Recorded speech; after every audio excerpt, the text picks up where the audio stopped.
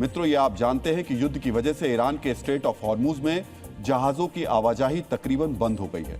लेकिन एक ऐसा जहाज है जो बारूदी धमाकों के बीच से निकलता हुआ भारत के किनारे तक पहुंच गया।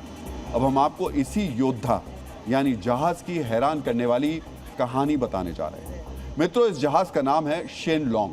ये लाइबेरिया का जहाज है और ये जहाज 1 मार्च को यानी युद्ध शुरू होने के एक दिन बाद सऊदी अरब पहुंचा। सऊदी अरब में कच्चा तेल लोड करने के बाद यह जहाज आगे बढ़ा और 4 मार्च को यह स्ट्रेट ऑफ हॉर्मुज की तरफ बढ़ गया।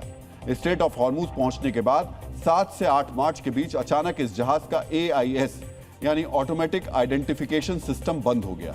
इसका मतलब है कि जहाज की लोकेशन का कुछ पता नहीं चल रहा था और फिर 9 मार्च को यह अरब सागर में भारत की समुद्री सीमा के पास नजर आया।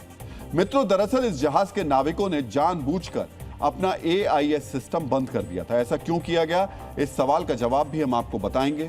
लेकिन उससे पहले आपको यह जानना चाहिए कि एक व्यापारिक जहाज के अंदर लगा AIS सिस्टम आखिर क्या होता है।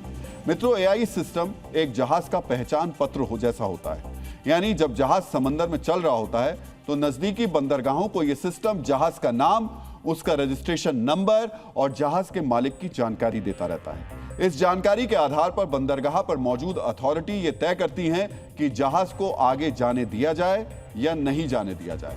मित्रों, शेनलोंग के नाविकों को पता था कि अगर ईरान के बंदरगाह को यह जानकारी मिल गई कि जहाज सऊदी अरब से तेल लेकर निकला है तो ईरान की नेवी या तो जहाज को रोक देगी या फिर उसे तबाह कर देगी। इसी वजह से जहाज का AIS बंद किया गया ताकि उसकी पहचान ना हो। हालांकि इस कदम के साथ ये खतरा भी था कि जहाज की लोकेशन का पता नहीं चल रहा था।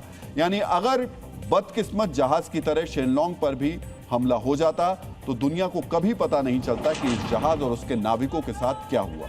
इतना बड़ा रिस्क होने के बावजूद ये जहाज सिग्नल बंद करके बढ़ता रहा और आखिरकार मुंबई पहुंच गया। मित्रों, आमतौर पर जहाज का सिग्नल बंद करने जैसा कदम तस्कर या फिर हथियार सप्लाई करने वाले जहाज उठाते हैं, लेकिन शेनलोंग ने युद्ध से बचने के लिए यह कदम उठाया है। मित्रों, शेनलोंग नाम के इस जहाज ने बारूदी धमाकों का सामना किया और ईरान की निगरानी से खुद को बचाते हुए 2500 किलोमीटर का सफर भी तय किया। इसे आप चमत्कार नहीं तो फिर और क्या कहेंगे।